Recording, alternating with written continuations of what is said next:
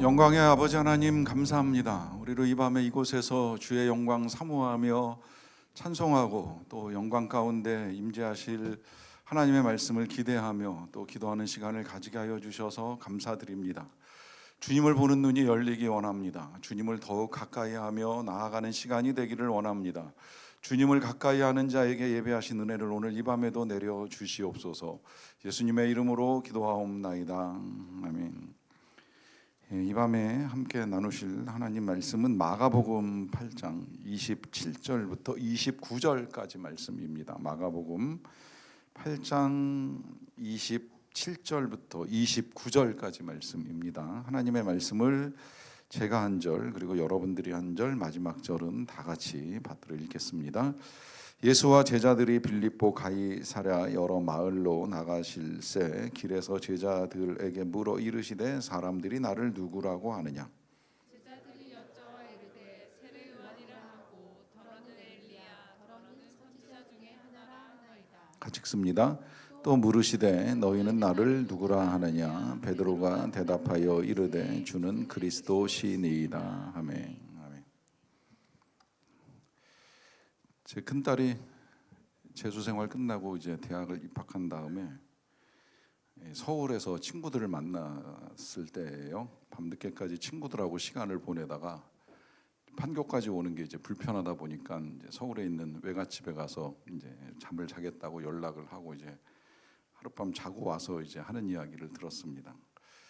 거기 가니까 이제 그 이모님도 있고 이제 외할머니도 있는데 외할머니는 주무시고 이모 깨워서 이제 맞이하신 걸 이제 맞이하신 걸 뵙고 만나서 뭐 잠들기 전에 잠깐 대화를 나눴던 것 같아요. 아마 정확하진 않지만 이제 이런 대화가 오고 간 것 같아요. 이모가 그랬겠죠. 너 수험생활 끝나고 대학 가더니 많이 이뻐졌다 이제 이런 얘기를 한 것 같아요. 그러니까 또 제 딸도 똑같이 이모한테 이모는 원래 이뻤잖아요. 뭐 이제 이러면서 이제 똑같이 칭찬을 했어요. 그러니까 한편에서 주무시고 계신 줄만 알았던 외할머니께서 난 어때? 이러고 물어보셨다고 합니다. 그때나 지금이나 기도하고 성경만 보시는 줄 알았는데 그 할머니께서 주무시는 줄 알았는데 그 모든 대화를 들으시면서 궁금해하셨던 거예요. 니들 다 이쁜데 그럼 난 이쁘냐 안 이쁘냐 하는 이 질문. 여러분 이 질문이 이제 뭐 그냥 단순히 외모에 관한 이 궁금증만은 아닐 거라고 생각해요. 여러분 가끔 살면서 그런 생각하실 때 있지 않아요? 사람들이 나를 어떻게 생각하는지. 물론 이것도 이제 사람들에 따라 조금씩 좀 다르긴 하더라고요. 아예 그냥 남 신경 안 쓰고 살아가는 사람도 있고요. 그런데 또 한편으로는 이제 남들이 나를 어떻게 생각할 것인가에 대해서 이제 관심을 갖고 살아가는 사람들도 있을 수 있는데요. 사실 뭐 남들이 나를 어떻게 생각하느냐라고 하는 거 이거 신앙적으로 볼 때는 그 중요한 문제는 아닐 수도 있어요.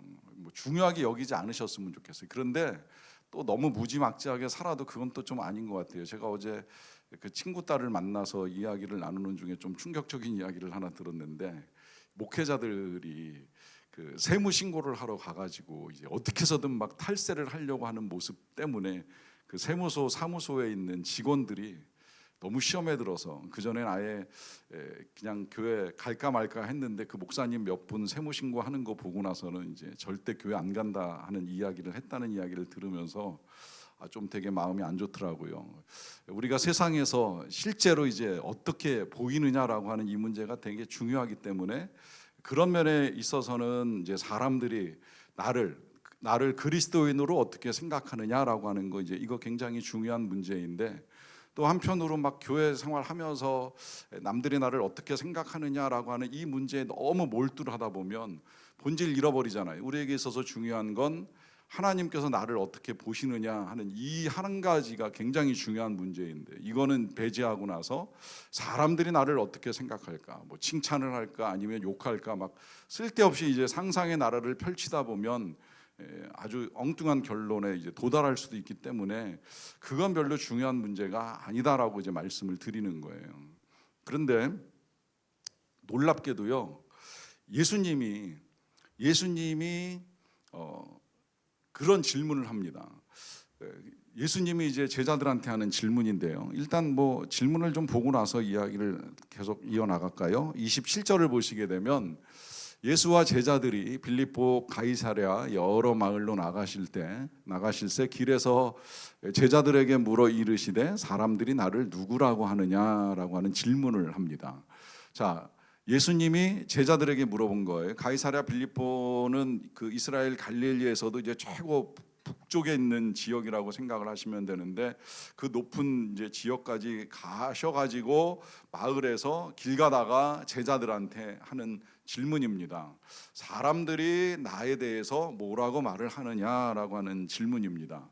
자, 요 부분 일단 이 질문 자체가 중요한 건 뭐냐면, 사람들이 우리에 대해서 어떻게 생각하고 어떻게 말하느냐라고 하는 건 뭐 그다지 중요하지 않을 수 있다고 말씀을 드렸는데, 그런데 사람들의 생각은 굉장히 중요합니다. 생각이 중요하다는 건 예수님에 대한 생각이에요. 예수님에 대해서 어떻게 생각하는지, 어떻게 이해하고 있는지. 사실 좀 어떤 면에서는 신앙을 위해서라도 좀 한번 질문을 개별적으로 좀 하고 싶은 생각이 들 정도였어요. 왜냐하면 이 본문 자체를 제가 보면서 말씀을 준비할 때 한 사람 한 사람한테, 여러분 뭐 일일이 저한테 지금 답변을 하실 수는 없겠지만, 여러분들 같으면 예수님을 누구라 하시겠습니까? 예수님이 여러분들에게 어떤 분이시고 어떤 존재입니까? 이거 정말 명확해야 돼요. 가만히 생각을 해보니까 생각보다 이게 희미한 사람도 적지 않은 것 같아요. 제가 감히 이렇게 말씀드리는 이유는 뭐냐면, 이게 분명하다면, 이게 진짜 정확하다면 과연 그렇게 살 수 있을까라고 하는 생각이 드는 일들이 벌어지거든요. 진짜 아까 제가 예를 들었던 것처럼 그 목사님에게 있어서 예수님이 누구신가라고 하는 게 그렇게 분명하다면 그런 일을 할 수 있었을까라고 하는 생각 하잖아요. 우리도 우리의 모든 삶의 태도, 행동, 결과들이 이 예수님과의 관계에 의해서 규정될 수 있다는 거예요. 더군다나 예수님을 모르는 상태에서 나를 안다? 이게 여기서부터 이제 우리가 잘못 가고 있는 거죠. 우리가 일반적으로 자기 객관하다 이제 이런 표현 종종 사용하는데, 저는 그것도 되게 위험하다고 생각해요. 저도 그 표현 좋아했고 저 자신을 객관화시키기 위해서도 굉장히 애를 썼어요. 그런데 객관화하려고 하면 할수록 부딪히는 건 뭐냐면, 전 저를 잘 모르겠다라고 하는 거예요. 저를 정확하게 이해하기 위해서 저도 많은 애를 써왔지만 어떤 땐 이런 것 같기도 하고 어떤 땐 이런 것 같기도 하고 잘 모르겠더라고요. 그런데 저를 객관화시킬 수 있는 방법이 하나 있습니다. 그건 뭐냐면 예수님을 아는 거예요. 하나님을 아는 거예요. 정확히 아는 거예요. 어설프게 아는 것 같고 말하는 거 아니에요. 그동안에 내가 교회를 얼마나 다녔고 얼마나 신앙생활을 했고 하는 이런 나의 행위로 아는 것이 아니라, 하나님 앞에서, 예수 그리스도 앞에서의 나는 누구냐라고 하는 이 사실이 중요합니다. 그러니까 우리 예수님이 그 질문을 하시는 거예요. 너희는 나를 어떻게 알고 있느냐라고 하는 질문이죠. 자, 질문 자체로 놓고 보면 어떻게 보면 이제 사람들의 평판이나 사람들의 이해 내지는 사람들의 평가를 구하는 질문처럼 보이는데, 사실은 예수님이 이제 오늘 이 질문을 시작한 이유는 이제 읽어가면서 답이 나오긴 하겠지만, 어떻게 보면 이제 주님이 정리해주고 싶은 내용의 서론 내지는 이제 서설을 이제 말씀하시는 거다라고 하는 생각이 듭니다. 어찌되었건 이제 그래서 질문을 꺼냈는데, 다시 말씀드리지만 여러분, 이 질문 굉장히 중요한 질문이고, 오늘 제 설교를 들으실 때나 아니면 기도할 때나 집에 가서라도 꼭 이 질문하세요. 예수님은 누구시지? 그리고 그 예수님이 도대체 나랑 무슨 관계이지? 반드시 정리를 하셔야 돼요. 이 정리가 너무 중요하기 때문에 이 마가복음을 기록한 마가가 이 사건을 정리하기 전에 먼저 정리한 사건이 하나 있었죠. 그거 우리가 지난 시간에 봤어요. 무슨 내용이에요? 눈 못 뜨는 사람이 눈 뜨는 과정에 대한 사건이었어요. 그 사건을 마가가 끼워 넣었다고 제가 말씀을 드렸잖아요. 끼워 넣은 이유는 뭐냐면, 그 앞 못 보는 사람이 눈을 뜨는 과정 같은 신앙생활을 우리도 할 수 있다는 거예요. 그 눈 뜨는 과정이 어땠어요? 처음에 예수님이 눈에다가 침 발라주시고 뭐 이렇게 만져주시고 할 때 완벽하게 봤어요? 못 봤어요? 못 봤어요. 보는 듯 했어요. 사람 같은 것이 보이나이다라고 하는 말을 했는데 본인도 이제 확신이 없다 보니까 나무 같은 것이 걸어가는 것이 보이나이다라고 하면서 어설프게 대답을 합니다. 그때 예수님이 다시 한번 치료를 해주고 난 다음에 이제 이 사람이 밝히 눈이 열려가지고 보잖아요. 이 사건이 오늘 본문 앞에 끼어 들어간 이유가 바로 여기에 있는 거예요. 제자들, 이 마가복음의 8장은 어떻게 보면 이제 제자들 사역의 중심점이라고 이야기해요. 정점은 아닌 것 같은데 중심점이라고 표현하는 이유는 뭐냐면 이미 뭐 실제로도 마가복음 전체 16장에서 딱 절반을 넘어가는 단계에다가 지금 이제 예수님이 자신이 누구신지 제자들에게 본격적으로 드러내는 장면이고, 요 사건을 중심으로 해서 이제 그동안의 제자들과 이후의 제자들, 또 그동안의 예수님과 이후의 예수님이 이제 전혀 다른 모습을 보여주게 될 것이다 라고 하는 점에 있어서의 중심점이라고 이야기를 하는데, 요 중심되는 사건 앞에 사도 마가가 이제 먼저 알려준 거예요. 우리의 신앙이 그럴 수 있다는 거예요. 눈 뜬 것 같지만 제대로 못 보고, 보는 것 같지만 희미하게 보면서 마치 다 아는 것처럼 착각 속에 살아갈 수도 있다는 것입니다. 그래서 이제 예수님이 던지신 이 질문을 굉장히 중요하게 여기면서 제자들의 답변을 듣게 되는 거죠. 그 답변은 28절에 이렇게 이어집니다. 제자들이 여짜와 이르되 세례 요한이라 하고 더러는 엘리야 더러는 선지자 중에 하나이다라고 하는 대답을 했습니다. 자, 이 대답 뭐 사람들이 하는 말을 이제 제자들이 이렇게 몇 가지로 정리해서 한 대답인데 어떤 의미인지 뭐 아시는 분들 다 계실 거예요. 이 각 사람이 갖고 있는 특징들 조금씩 다르기는 하지요. 세례 요한은 뭐예요? 오랫동안 선지자가 없었을 때에 갑자기 나타나서 선지 사역을 감당했어요. 구약의 마지막 선지자로, 또 신약에서 예수님을 위한 첫 번째 선지자와 사도로서의 역할을 감당한 세례 요한인데, 이 사람이 특별했던 건 사람들에게 외치는 메시지였잖아요. 회개하라, 천국이 가까웠느니라 라고 하는 이 메시지는 어떻게 보면 예수님이 전하신 메시지하고 좀 유사해요. 크게 다르지 않아요. 예수님도 동일하게 선포하셨어요. 제일 먼저 예수님이 이 땅에서 하셨던 선포는 똑같아요. 회개하라, 하나님의 나라가 너희에게 가까이 왔다라고 하는 선포를 합니다. 그러다 보니까 사람들 사이에 이제 혼란이 좀 일어난 거예요. 그 세례 요한이 전한 메시지나 예수님이 전한 메시지나 다 거기서 거기가 아닌가? 그분들이 비슷한 분이 아닌가? 심지어 이제 세례 요한이 세상을 떠났죠. 목배임을 당했습니다. 그러고 난 다음에 이제 이 예수님의 사역이 좀 더 활성화되다 보니까 헤롯이 그런 말을 한 적이 있잖아요. 혹시 요한이 살아난 거 아니야? 이제 이런 이야기를 했어요. 근데 이 말이 왕의 입 밖으로 나오다 보니까 이제 빠른 속도로 퍼져나갔어요. 뭐 신하들과 그 다음에 이제 군중들, 민중들한테 빠른 속도로 퍼져나가다 보니까 어쩌면 이게 이제 사람들 머릿속에 인식됐을 수도 있는 거예요. 지금 사역하고 있는 저 예수 그리스도는 혹시나 죽은 세례 요한이 살아난 건가, 세례 요한과 동일인인가, 세례 요한과 동일한 사역을 하는 분이 아닌가 하다 보니까 사람들의 답변 속에서도 세례 요한 아닐까, 이제 이런 답이 나오게 되는 것이죠. 그런데 아시겠지만 예수님은 세례 요한은 아니잖아요.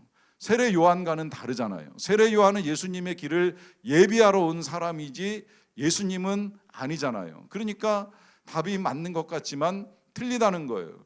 더더군다나 이제 이런 오해를 하는 이유 중에 하나는 뭐냐면 세례 요한의 메시지는 아주 강렬했습니다. 아주 특별했어요. 왜냐하면 그 메시지 앞에 실제로 사람들이 나와서 어떻게 해야 돼요? 질문하고 삶을 바꿔가기 시작했잖아요. 그래서 군인들은 받는 월급을 족한 줄로 알게 되고, 세리들은 거둬야 될 거 이상 거두면 안 된다는 것을 깨닫게 되고 하면서 그 강렬한 메시지에 삶의 변화가 일어납니다. 그러다 보니까 세례 요한은 당시에 아주 위대한 지성이요, 선지자, 철학자, 이제 이렇게 생각을 한 거예요.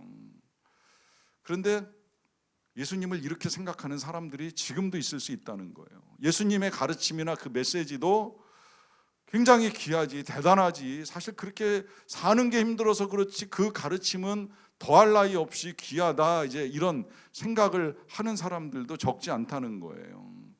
그런데 과연 예수님은 그 수준에서 이해할 분이신가? 아니라는 거죠.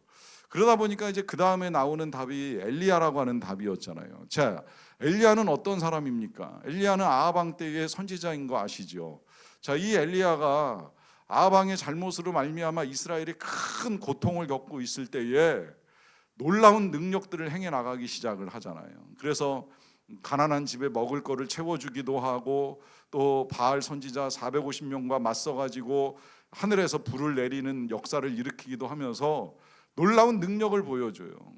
그 능력이 워낙 대단하게 여겨지다 보니까 지금도 우리가 이 엘리야가 엘리사보다 크게끔 이해를 하는 경우들이 종종 있는데 뭐 그 능력의 크기를 굳이 이제 둘이 비교할 건 아니지만 어찌됐건 대단한 능력을 가진 사람이라는 건 틀림이 없거든요. 그런데 그 못지않은 능력이 우리 예수님에게서 이제 나오다 보니까 사람들이 생각할 때 이분이 다시 이 땅에 임하신 엘리야가 아닐까 이제 이런 생각을 하는 거예요. 그거 아니라고 한다면 이제 선지자 중에 하나라고 합니다라고 하는데 이 선지자는 뭐 잘 아시잖아요. 이사야로부터 시작을 해서 구약에 이제 여러 선지자들 어려울 때마다 힘들 때마다 하나님을 대신해서 이 땅에 와가지고 하나님의 뜻을 전파해 주셨던 선지자, 그 많은 선지자가 참으로 오래간만에 우리 가운데 나타나신 것이 아니겠느냐라고 하는 말을 한다는 이야기입니다. 자, 여러분 지금 여기 이렇게 가지고 있는 이 사람들의 생각, 예수 그리스도를 향하여 요한이다, 엘리야다, 선지자다라고 하는 이 모든 사람들의 생각이 맞는 거예요? 틀리는 거예요? 맞아요? 틀려요? 덜어는 맞고 덜어는 틀리다. 내지는 일부는 맞고 일부는 틀리다 할 수 있겠지요. 그러면 일부가 맞는 건 정확하게 맞는 것이 아니고 일부가 옳다는 건 정확하게 이해하고 있는 것이 아니라라고 하는 것입니다. 맞지만 불완전한 대답인데 마찬가지로 우리의 신앙도 그럴 수 있다는 걸 지금 다시 생각을 하셔야 돼요. 우리가 이해하고 있는 예수에 대한 생각이 정확하지 않으면 맞는 것 같지만 불완전한 신앙의 가능성도 있다는 것입니다. 그러다 보니까 이제 예수님이 이들의 생각, 적어도 제자들의 생각만큼은 정확해야 된다라고 하는 것을 아시기 때문에 다시 이제 질문하고 대답하는 내용으로 이어지죠. 자, 그 말씀이 29절인데요. 또 물으십니다. 이 질문을 하고 싶은 것이라고 저는 여겨지는데요. 너희는 나를 누구라 하느냐라고 하는 질문을 하는 겁니다. 자, 굉장히 중요한 질문이에요. 계속 반복하지만 질문하세요. 올 한 해 저는 여러분들이 이거 붙들고 씨름을 하셔도 좋다고 생각을 해요. 정말 예수님은 누구시고 그 예수 그리스도에게 있어서 그럼 나는 뭔가 하는 질문 같이 해야 우리가 가능하면 방황을 하지 않고 올바른 방향으로 나아갈 수 있기 때문입니다. 그래서 이제 예수님이 하신 이 질문에 베드로가 제일 먼저 대답을 했지요. 뭐라고 대답해요? 주는 그리스도시니다라고 하는 대답을 합니다. 자, 주는 그리스도이시니다라고 하는 요 대답도요. 이제 보시게 되면 마가복음의 대답과 마태복음의 대답과 누가복음의 대답이 조금씩 달라요. 마태복음에는 주는 그리스도시요 살아계신 하나님의 아들입니다라고 조금 길게 대답이 된 걸로 되어 있고 누가복음에는 주는 그리스도시요 그다음에 제가 그 부분을 잊어버렸는데 하여튼 요거보다 조금 긴데 마태복음하고는 조금 이제 다른 대답하는 걸 볼 수 있어요. 중요한 건 뭐냐면 어떤 본문이든지 간에 공통적으로 대답하는 내용이 똑같은 게 하나가 있어요. 그건 주는 그리스도시다라고 하는 대답입니다. 자, 예수는 그리스도다. 예수는 그리스도다. 이 메시지의 의미, 이 표현의 의미 이해하시죠? 어떤 의미인 거예요? 저도 어렸을 땐 잘 몰랐어요. 기도할 때 예수 그리스도의 이름으로 기도합니다라고 하다 보니까 이 전체가 이제 하나의 이름으로 이제 오해를 했던 적이 있었는데 다른 거 아시죠? 예수는 사람의 이름이지만 그리스도는 직분의 이름인 거예요. 예수 그리스도께서 감당하신 직분의 이름이 그리스도다라고 하는 겁니다. 그러니까 김창준 목사다. 김창준은 저의 이름이지만 목사는 제 직분인 것처럼 예수 그리스도다라고 하는 이 말은 예수는 개인의 이름이지만 그리스도는 직분인데 그러면 그 직분 때문에 이제 예수는 주, 예수는 그리스도, 이제 이런 찬양이 만들어지는 것인데, 그러면 이 그리스도라고 하는 직분의 의미가 무엇입니까? 이 그리스도라고 하는 직분의 의미, 원래의 의미는 뭐예요? 원래의 의미는 그리스도 그러면 기름 부으심을 받았다라고 하는 의미입니다. 기름 부으심을 받았다. 자, 기름 부으심을 받았다라고 하는 이 말의 의미는 그럼 뭐예요? 기름 부으심을 받음을 통해서 직분을 취할 수 있는 직분은 세 가지입니다. 뭔지 아시죠? 하나는 왕이고, 하나는 선지자고, 하나는 제사장입니다. 그렇죠? 자, 선지자가 세워질 때, 그래서 엘리야가 엘리사에게 기름을 붓죠. 또 왕이 세워질 때 사무엘이 다윗에게 기름을 붓습니다. 그리고 제사장 세워질 때 모세가 아론에게, 또 아론의 아들들에게 기름을 부어요. 자, 이 직분을 감당하기 위해서 기름 부으심을 필요로 할 때 그 기름 부음 받은 자를 그리스도다라고 이야기하잖아요. 그러면 예수님은 무엇으로 기름 부으심을 받은 거예요? 어떤 직분 때문에 기름 부으심을 받은 거예요? 지금 제가 열거해 드린 이 세 가지 직분, 선지자와 제사장과 왕으로 기름 부으심을 받은 거잖아요. 이것까지는 여러분들이 다 아시고 계셨을 수도 있는데요.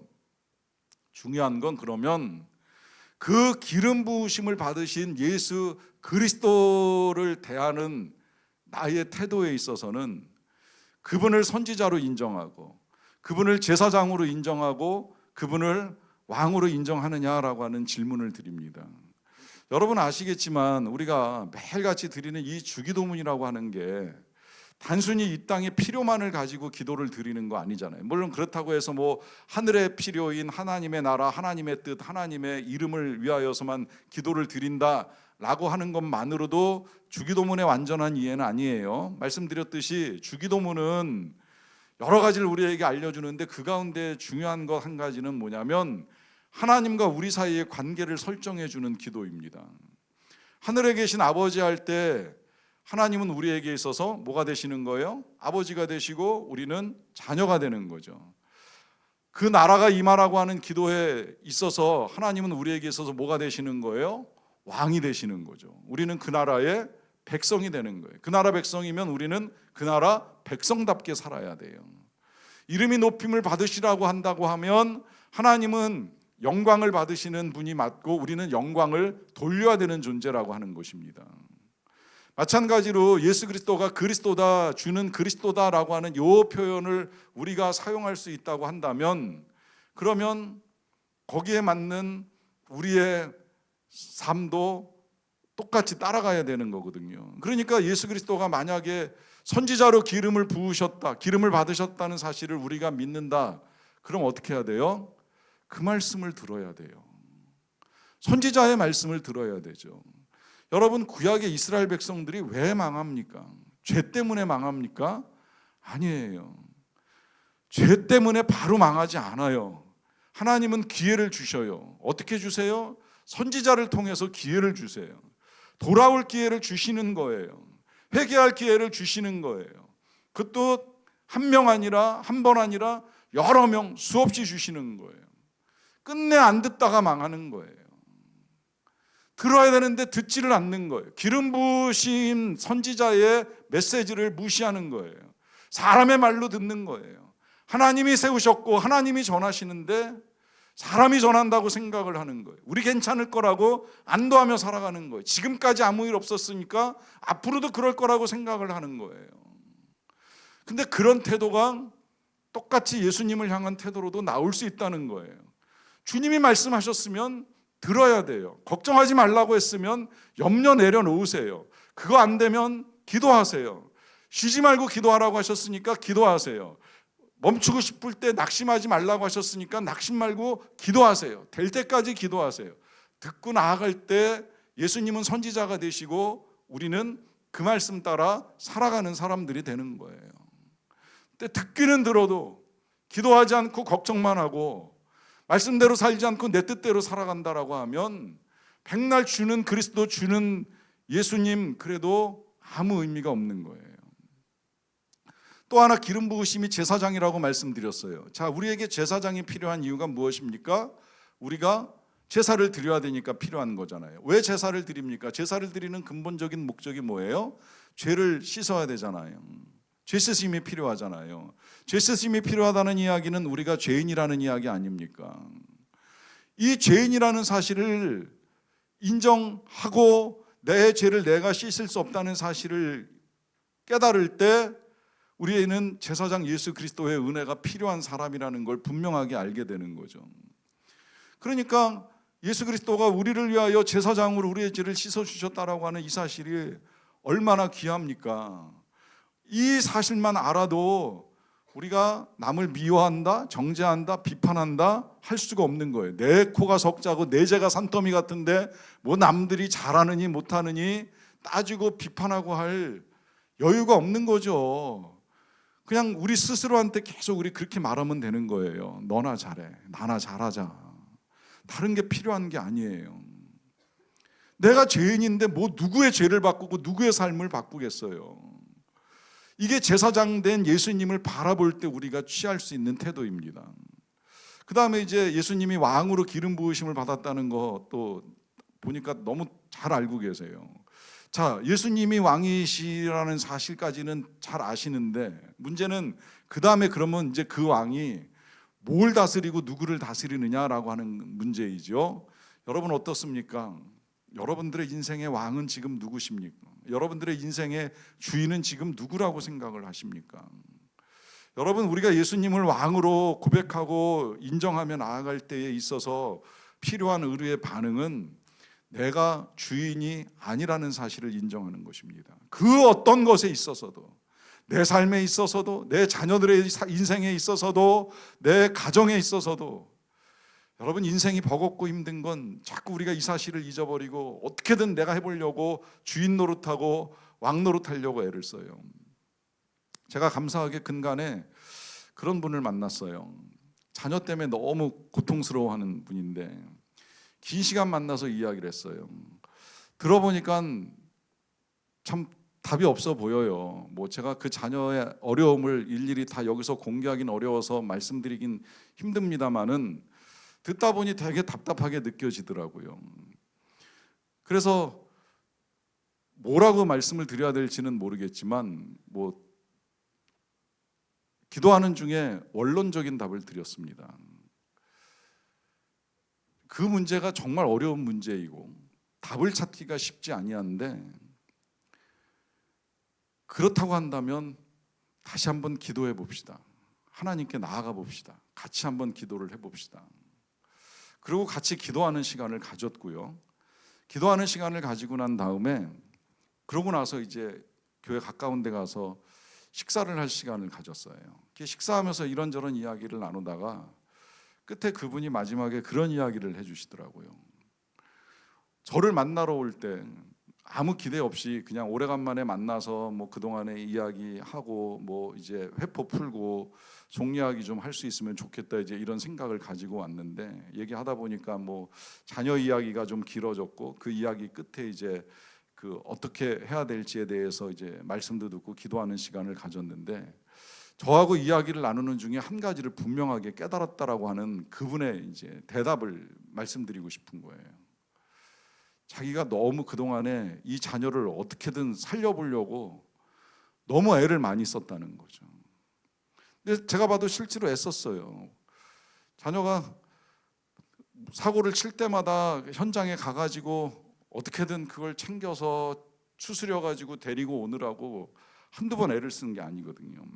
우리 교회 교인 아니니까 누구네 집 얘기인지 상상하지 마세요. 전에 사역했던 교회 지금 제가 봤을 때 초등학교 5학년 때 본 아이가 지금 대학교 졸업해가지고 청년 돼서 사고 치는 이야기를 하고 있는 건데 그 아이를 어떻게 해서든 살려내려고 무지하게 애를 썼다는 말씀하시는 거예요. 그런데 이 아이를 하나님께 맡긴다는 생각을 못 해봤다는 거예요. 내가 해보려고 온갖 방법을 다 썼는데 아무것도 할 수 없어서 손들다시피 한 처지에서 저를 만나러 왔던 건데 오늘 하나님이 답을 주셨어요. 여러분 자꾸 여러분들이 답을 찾으려고 애쓰지 마세요. 저도 그런 경험 없지 않아 있는 사람이지만 우리가 찾는 답이 정답이겠습니까? 우리의 힘으로 한다고 한들 답이 나오겠습니까? 하나님이 하셔야지요. 하나님이 하시게 하셔야지요. 하나님이 쉬지 않게 하셔야지요. 내가 쉬지 않고 내가 발버둥 치고 내가 뛰어다니는 그 모든 것들이 다 우리의 왕노릇입니다. 주는 그리스도시라면, 주가 우리의 주인이시라면, 주가 우리의 왕이시라면 우리에게 있어서 필요한 건 그분이 하시도록 그분께 내어드리는 일입니다. 그래서 주는 그리스도시요라고 하는 이 고백이 진정한 저와 여러분들의 고백이 되기를 간절히 바랍니다. 기도하겠습니다. 같이 기도하겠습니다. 하나님, 우리는 믿음을 가지고 고백을 합니다. 주는 그리스도시요 살아계신 하나님의 아들이십니다라고 하는 고백을 합니다. 그런데 실상 우리의 삶은 늘 내가 그리스도고, 내가 주인이고, 내가 왕노릇하고, 내가 나에게 말하는 선지자일 뿐만 아니라 내가 남들에게 말하는 선지자 노릇을 하며 살아갈 때도 많다는 사실을 고백합니다. 이 모든 것들을 내려놓고 다시 예수님, 주님이 나의 그리스도, 나의 왕, 나의 주님이십니다라고 고백하며 나아갑니다. 예수님의 이름으로 기도하옵나이다. 아멘.